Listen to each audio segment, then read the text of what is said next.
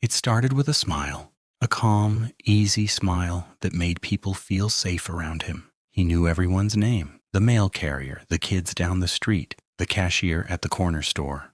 In a neighborhood where life was simple and slow, he stood out, dependable, composed, and endlessly polite. He never raised his voice, never lost his temper, never gave anyone a reason to question who he was. To friends, he was the guy you could count on when your car wouldn't start. To his coworkers, he was the man who stayed late to finish what others forgot.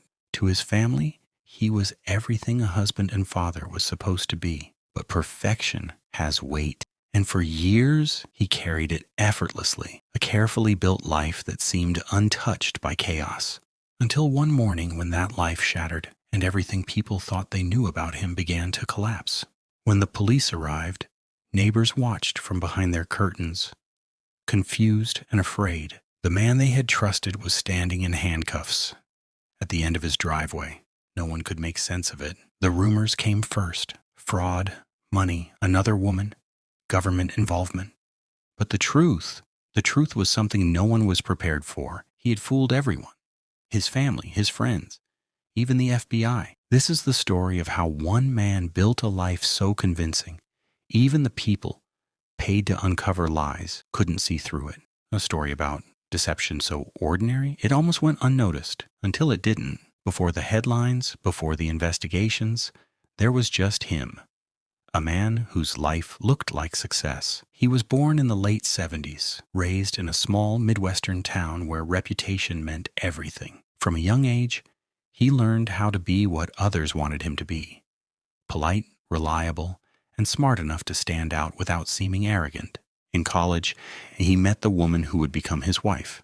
They married young. Photos from their wedding show the two of them laughing under a rain of white petals, the kind of image that looks like forever. They moved into a quiet neighborhood lined with maple trees and trimmed lawns. He found steady work in finance, a job that came with long hours, frequent travel, and just enough mystery to sound important. To the outside world, they were the portrait of stability: 2 kids, a golden retriever, and a house filled with weekend barbecues and birthday balloons. Neighbors remember how he volunteered at school events, how he mowed his lawn every Saturday morning, how his lights were always out by 10. He was the example of how life should look when everything goes right. But that's the thing about images. They only show you what's on the surface.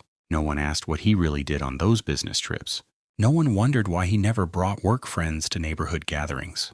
No one noticed the quiet distance that had started to grow between him and the people closest to him. At home, his wife sensed it: the small changes that didn't fit. A second phone that was for work, receipts that didn't match their accounts, nights when he claimed to be stuck at the office but came home smelling faintly of someone else's perfume. Still, she trusted him. Everyone did, because he'd never given them a reason not to. To his children, he was a hero, the man who could fix a bike, a computer, or a broken heart. To his church, he was a generous donor. To his co-workers, he was the quiet achiever who made their department look good. Nothing about him suggested danger, deceit, or even discomfort. He was steady, predictable, the kind of man people used as proof that good still existed in the world. But every secret starts small: a half-truth here, a missing hour there, until eventually it becomes something too large to control. And in his case, that secret had already taken on a life of its own. He had spent years constructing a version of himself that everyone could believe in: a husband, a father, a friend. But behind the scenes, something darker was lurking, something far more sinister. Or so it seemed. It began quietly, as most things do. A few late nights at work, a few missed family dinners, excuses that sounded reasonable until they started to repeat. He said his company was expanding, that a promotion was on the horizon. There were meetings in new cities, conferences that never seemed to appear on his calendar, business partners whose names no one else had ever heard before. At first it made sense. He was ambitious, diligent, the kind of employee who always went the extra mile. But after a while, his absences became part of the routine, accepted without question. His wife, though, noticed small things: a suitcase that seemed lighter coming home than it did when he left, laundry that smelled faintly of hotel detergent, credit card charges labeled under unfamiliar companies scattered across different states. When she asked, he smiled, the same calm, confident smile that had won her over years ago and told her not to worry. He said it was work. It was always work. And she believed him, because he'd earned her trust long before there was a reason to doubt it. But there was another life forming, one built in the empty spaces between his explanations. He'd begun renting a small apartment 2 towns away. To anyone who asked, it was a workspace, a quiet place, to focus on projects that required confidentiality. In reality, it became something else entirely. Records would later show that the lease wasn't under his real name. It was signed with an alias, a name that didn't exist in any official database before that year. The email used to create it was registered from a public library hours from his home. And this wasn't his first deception. Hidden among his professional documents were older IDs, old enough to predate his marriage, different addresses, different signatures. For years, he'd been building a structure of falsehoods that no one thought to question. At work, his colleagues began noticing irregularities too, small discrepancies that didn't fit his careful image. He would mention meetings that no one else attended. He'd expense trips that weren't recorded on the company schedule. And once, a coworker recalled, he sent an email claiming to be in Chicago while his car sat parked outside the office. Still, no one said anything, because why would they?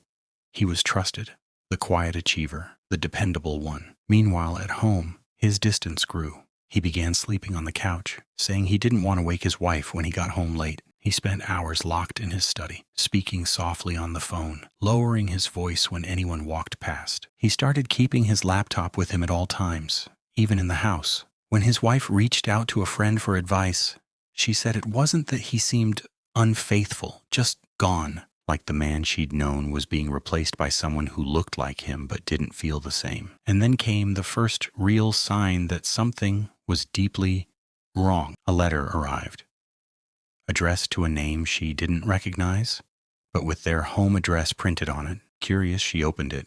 Inside was a bank statement for an account she'd never seen before. The balance was high, far higher than anything in their shared finances. When she confronted him, he told her it was an investment account he'd forgotten to mention. A simple oversight, he said, but his tone was off, too rehearsed, too careful. For the first time, she hesitated to believe him. Investigators would later trace that account to a series of transactions linked to shell companies, entities that existed only on paper, moving money from one invisible corner to another.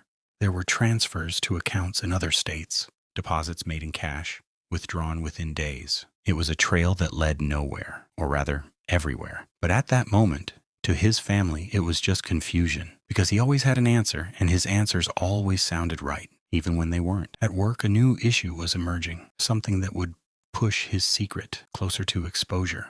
A company audit had begun, standard procedure. But audits have a way of uncovering what shouldn't exist. His co-workers noticed how suddenly nervous he seemed. The man who once volunteered for every project began avoiding eye contact. He was late to meetings, distracted, sometimes even defensive when asked routine questions. And then just as quietly as it had begun, he requested a week off. He said he needed time to rest. No one suspected that. During that week, he was preparing for something much larger and far more dangerous. For years, he had balanced 2 worlds, one real, one imagined, moving seamlessly between them. But as the walls started closing in, the precision that once defined him began to fracture. Mistakes were made. Details slipped, and the man who had mastered the art of deception was about to lose control of it. The secret had begun, but what no one knew was that it was only the beginning. In every double life, there comes a moment when the 2 worlds begin to touch. And for him, that moment came quietly. A single envelope, a name that didn't belong to him, and a return address from a city he had no reason to be connected to. It arrived one afternoon while he was still at work. His wife, thinking it was another bank letter, left it unopened on the counter. When he came home, he froze, just for a second, before calmly slipping it into his briefcase. She didn't think much of it.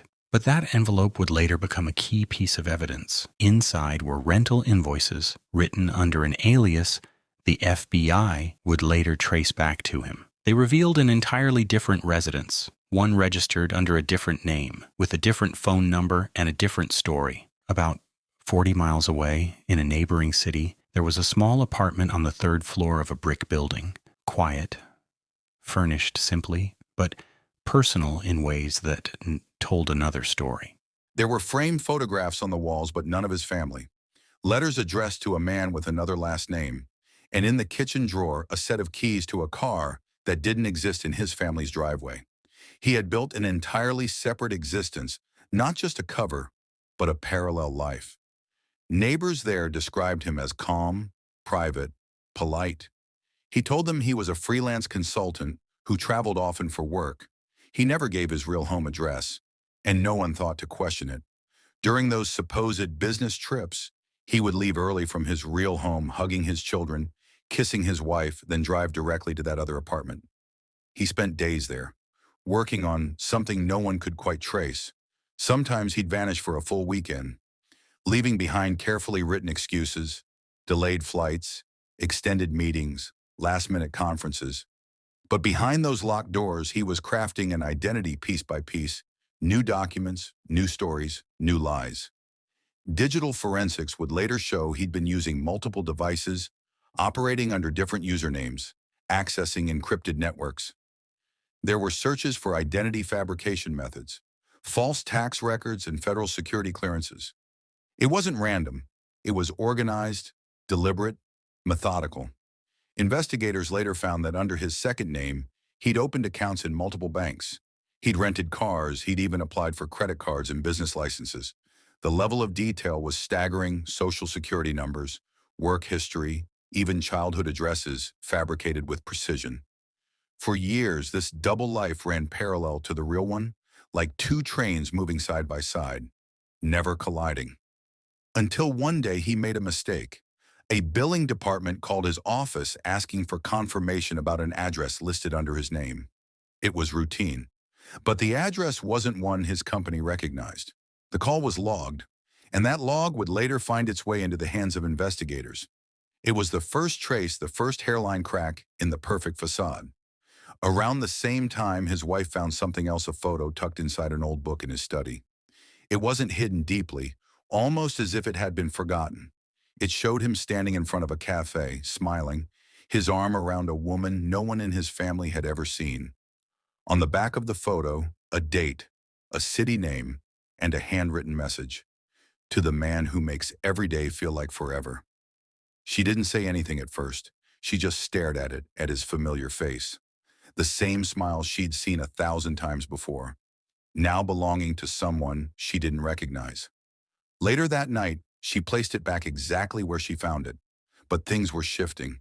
His once careful explanations were losing their polish. When he spoke, his tone carried something new, a quiet defensiveness, as if every word was being measured. The man who once seemed so transparent had become a shadow of himself, present, but absent in every way that mattered. And as his personal world began to tilt, the professional one followed. His employer received a call from federal investigators. There were irregularities, transactions linked to shell companies that matched those connected to his private accounts.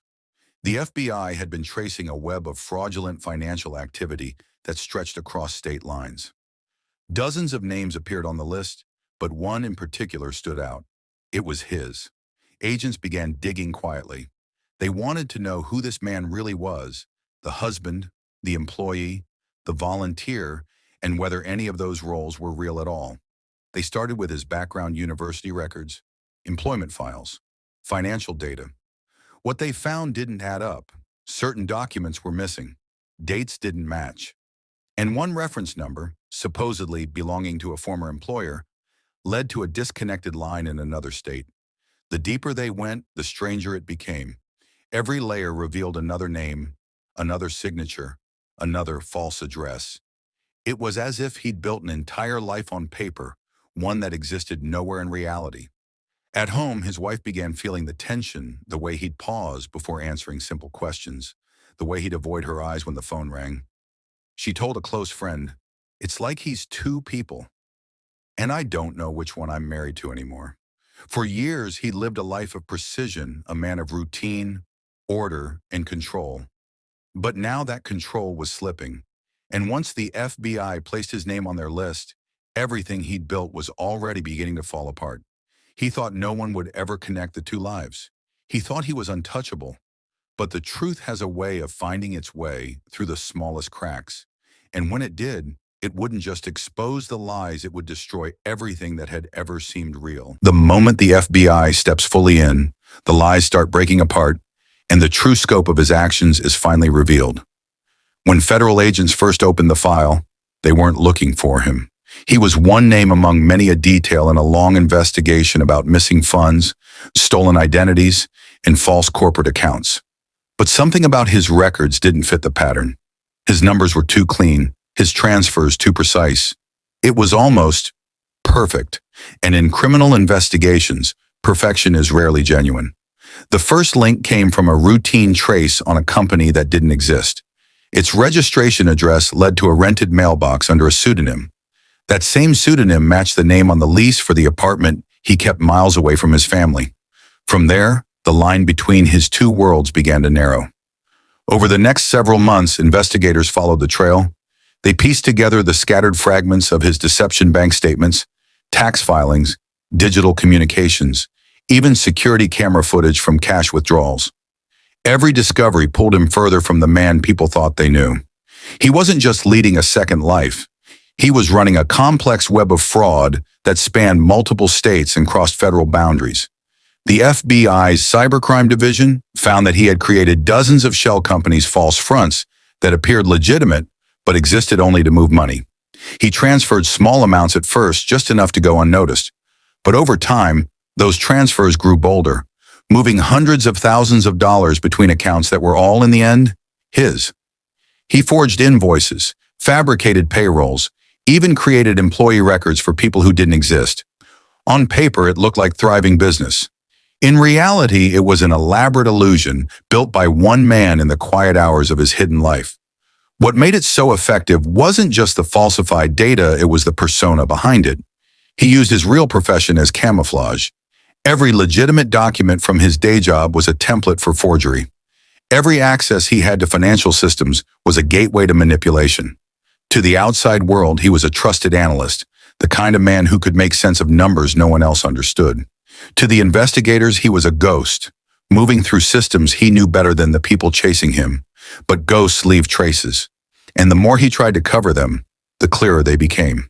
Agents began mapping his timeline, cross-referencing his business trips with suspicious transactions. Every time he claimed to be traveling for work, money moved. Every time he said he was visiting clients, another shell company appeared. It was a rhythm, a pattern so consistent it became undeniable. Once the Financial Crimes Unit presented the findings, the case changed overnight. He was no longer just a suspect, he was the focus. The husband, the father, the neighbor who waved every morning, now a target in a federal fraud investigation. They tapped his phone. They watched his movements. They traced his car from his home to the apartment, from the apartment to the post office, from the post office to the bank. Always the same route, always the same calm demeanor. He had no idea they were watching. When they finally obtained a search warrant, agents entered his second apartment quietly. What they found inside told the story better than words ever could. A laptop still open, stacks of documents labeled under different company names, 3 passports, each with a different name and photo, but all bearing the same birth date, a burner phone filled with encrypted messages, and a wall calendar marked with dates that matched nearly every fraudulent transfer. It wasn't chaos. It was order, the order of someone who had planned every step. Back at his family home, his wife received a knock on the door that morning. 2 agents stood on the porch, their badges visible, their expressions solemn. They told her they were conducting a federal inquiry. She didn't understand. She said her husband worked for the government, that he was one of them. They exchanged a look she couldn't read. And in that moment, everything began to unravel. The next day, the FBI called his office. They wanted him to come in for questioning. He agreed, polite, professional, unaware that his own digital footprint had already told them everything they needed to know. In the interview room, he maintained his composure. He answered calmly, carefully, the same way he'd handled every question in life. But when agents presented the first set of documents, the fake leases, the false signatures, his voice faltered. Not denial, not confession, just silence. For investigators, that silence said everything. They had their man. But what they didn't yet know was why. What drives someone to live two lives? Greed? Control? The thrill of secrecy? Or something deeper, a need to create a version of themselves they could never truly be? Whatever the answer, his choices had crossed a line that couldn't be undone. The case was no longer about deception, it was about consequence. He had fooled everyone, his friends, his colleagues, his family. But now the illusion was fading, and for the first time the world would begin to see the man behind the mask. It was a Thursday, clear sky, light breeze, nothing remarkable about the morning. At 7:12 a.m., he walked out of his house carrying a travel mug in his briefcase, the same way he had every workday for years. He didn't notice the unmarked cars at the end of the street. He didn't notice the agents standing by, waiting for a signal. To the neighbors sipping coffee at their windows, it looked like another ordinary day. And then the quiet broke. 3 vehicles moved at once, blocking the road from both ends. Doors opened. Voices shouted his name. Before he could react, hands were on his shoulders. A badge flashed, a voice reading rights he never imagined would apply to him. The mug rolled across the pavement, coffee pooling beneath the car. He didn't resist. He just stood there frozen, blinking into the sunlight, as if the world had tilted without warning. Across the street, curtains shifted, phones lifted. Within minutes, news had reached every house on the block. The perfect neighbor, the man who mowed his lawn at the same hour each Saturday, was being led away in handcuffs. Inside the home, his wife stood at the front door, speechless. 2 children upstairs peered from the landing, too young to understand the meaning of what they were seeing, but old enough to sense that something in their world had broken. Agents moved quickly, executing simultaneous searches at both addresses, the family house and the apartment. Computers, files, hard drives, and stacks of financial documents filled evidence boxes. The sound of printers, drawers opening, footsteps on hardwood, all the noise of a life being dismantled piece by piece. At FBI headquarters, the interrogation room waited. He sat across from 2 agents, a cup of untouched water in front of him. For the first hour, he said almost nothing. When he finally spoke, his words were flat. He hadn't meant for it to go this far. He said it started small, 1 forged document, 1 false account, then became something he could no longer control. But even then, he stopped short of confession. He spoke in half sentences, protecting fragments of a story he still wanted to believe could be repaired. Back in the neighborhood, the disbelief turned to reflection. Friends replayed memories, the backyard barbecues, the charity drives, the way he always volunteered to help with school projects. They tried to reconcile those moments with the image now looping on the local news.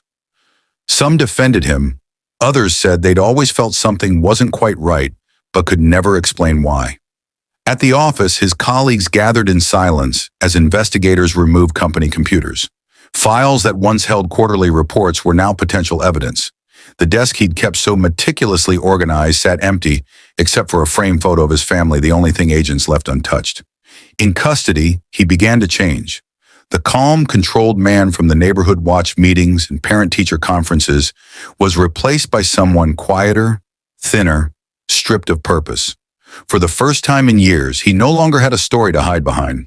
Psychologists later described his demeanor as detached, neither angry nor remorseful, simply hollow. As if, without the elaborate structure of lies, there was nothing left to sustain him. His wife filed for separation within weeks. She refused interviews, refused sympathy. She told one reporter, off record, that the hardest part wasn't the lies, it was realizing she never really knew the man she'd built her life around. Neighbors stopped talking about the arrest after a while. The house went quiet, the curtains stayed closed, and the name that once inspired trust became something people avoided mentioning. For him, the days that followed were a blur of legal meetings, court hearings, and questions he could no longer answer cleanly. Each session peeled away another layer of the life he'd built: the money, the aliases, the false companies, the second apartment, the woman in the photograph. Every secret he thought was buried now sat labeled in evidence boxes, The mask had finally come off, and beneath it wasn't the monster some expected or the genius others imagined. It was just a man ordinary, fragile, and lost inside the ruins of his own invention. But even as he sat behind bars, one question remained unanswered. Why did he do it? What did he want so badly that he risked everything to keep pretending? By the time the trial began, the story had moved beyond the neighborhood. National outlets ran headlines about the perfect husband who lied to everyone. Television crews gathered outside the courthouse. Strangers debated his guilt over morning coffee as if they'd known him all their lives. Inside, the man at the center of it all looked smaller than the one from the photographs. No press suits, no easy smile, just a gray uniform, a shaved face, and the weight of silence. The prosecution built its case piece by piece, a methodical reconstruction of years spent weaving false identities. Financial experts explained how he had moved funds between more than a dozen shell corporations. Digital analysts demonstrated how each alias was linked through IP addresses and devices traced back to his home. Every slide on the screen chipped away at the illusion of innocence. They showed images of the second apartment, the passports, the laptops, the calendar marked with coded initials. Then came the testimony of former colleagues who described the subtle changes they'd noticed.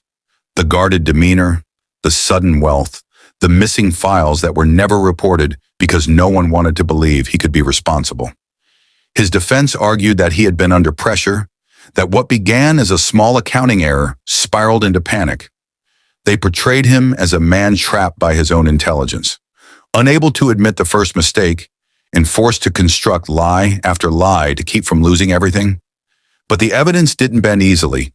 Each forged document, each transfer, each fabricated email was a brick in a wall of his own design. When the prosecution rested, the courtroom sat in silence. Even the sound of paper shifting seemed intrusive. The defense called him to the stand. For the first time, he spoke publicly about what he had done. His voice was even, almost detached. He said he'd never meant to hurt anyone, that he had convinced himself it was all temporary, that one day he would set everything right, return the money, come clean. He said he just wanted to be seen as successful, as capable, as worthy. But under cross-examination, the careful composure cracked. When asked about the fake identities, the other apartment, the woman in the photograph, he hesitated, and in that pause, whatever sympathy the jury might have felt began to fade. Over the following days, testimony from investigators detailed the scope of the deception. A decade of manipulation, stolen identities from deceased individuals, falsified tax returns totaling millions. The story that once belonged to whispers in a quiet suburb now lived in official transcripts and exhibits. On the final morning, the courtroom filled to capacity. Reporters, former neighbors, distant relatives, all waiting for an ending. The judge entered. The jurors filed in. The verdict was read in a single breath, guilty on all counts. He didn't flinch. He only looked down, as if the words confirmed what he'd already known. Outside, the cameras caught every angle. The flashing lights, the rustle of microphones, the headlines forming in real time. Inside, his wife sat motionless. When asked later what she felt in that moment, she said there was no relief, no anger, only emptiness. Because the man being sentenced wasn't the one she had married. That man, she said, had disappeared long before the trial ever began. The sentence came weeks later. Years in federal prison, restitution for the stolen funds, permanent disqualification from financial work. A lifetime reduced to numbers, just like the ones he had spent years manipulating. In the months that followed, the world moved on. The story slipped from headlines to archives, from newsprint to documentary footage. But for those who had known him, the questions never fully left. How could someone live so convincingly inside a lie? How many mornings had they waved to a man who no longer existed? The courtroom closed, the cameras turned away, and in the stillness that followed, the truth stood alone, plain, undeniable, and irreversible. When the cameras packed away and the courthouse steps were empty, what remained were the ordinary sounds of life starting again. Children waiting for school buses, mailboxes closing, doors locking at night a little earlier than before. The headlines moved on, but for the people who had shared his life, The story was far from over. His wife sold the house that spring. She didn't hold a yard sale, didn't keep the furniture. She donated nearly everything. Neighbors said the moving truck arrived before dawn and was gone before noon.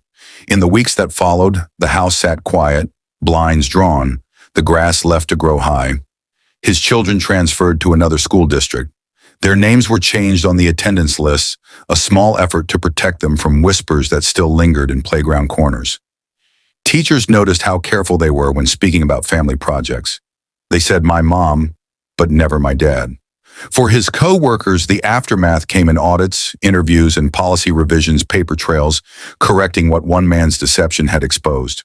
Some lost promotions because of their proximity to him. Others left entirely, unable to return to desks that reminded them of trust misplaced. In prison, he adjusted to the rhythm of confinement. He worked in the library, cataloging books by numbers he once used to build lies. Letters from his children arrived once a month. Sometimes he wrote back, sometimes he didn't. Inmates described him as polite, withdrawn, often standing by the window during evening count, staring at nothing in particular. Psychologists who studied the case later called it a textbook example of identity dissonance, a life so divided between truth and invention that eventually the two consumed each other. For the community, the story became legend, a cautionary tale told at dinner tables and local gatherings. New families moved into the neighborhood. Few knew what had happened there. But the older residents remembered. They remembered the day the sirens came, the look on his wife's face, the sound of the handcuffs. They remembered how ordinary everything had seemed until it wasn't. Reporters occasionally revisited the story, marking anniversaries of the trial. Each time the photographs looked the same, him in a suit, smiling before the fall. The smile that once inspired trust now belonged to cautionary articles about deception, greed, and the fragility of appearances. Years later, one of the investigators was asked what stayed with him most about the case. He said it wasn't the money or the planning or even the scale of the fraud. It was how convincing ordinary life can be, how easily people believe in the image they want to see. For the family, healing didn't come all at once. It came in fragments, new towns, new routines, small acts of forgiveness that never quite erased the past. But they survived. And survival in stories like these is its own kind of justice. He had fooled everyone, his friends, his family, even the FBI. But in the end, the lie caught up with him, as all lies eventually do.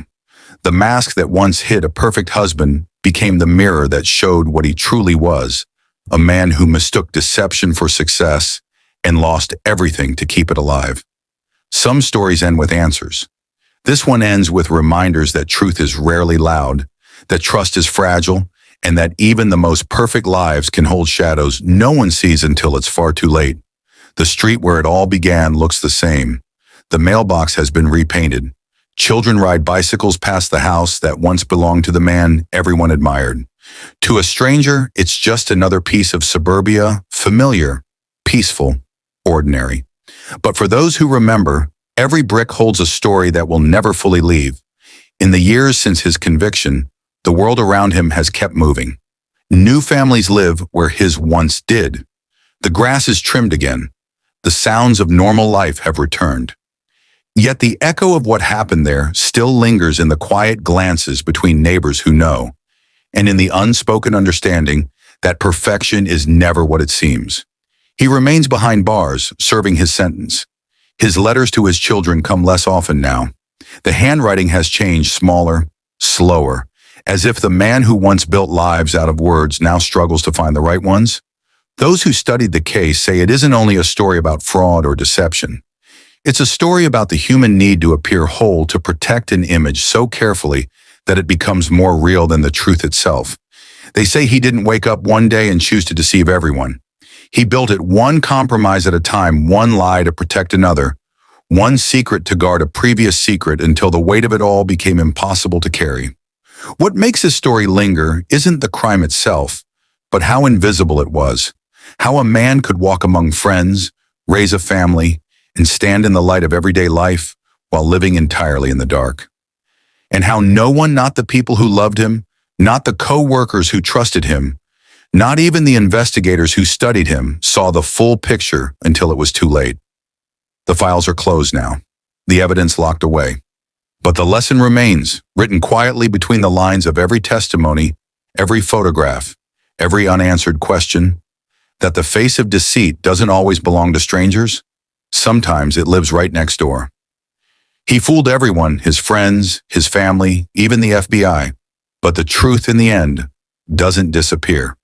It waits quietly, patiently for the moment when every mask finally slips. And when it does, the story we thought we knew is replaced by the one we were never meant to see. This is the true story of a perfect husband who wasn't who he seemed, and the lesson he left behind, that trust, once broken, can never be perfectly rebuilt.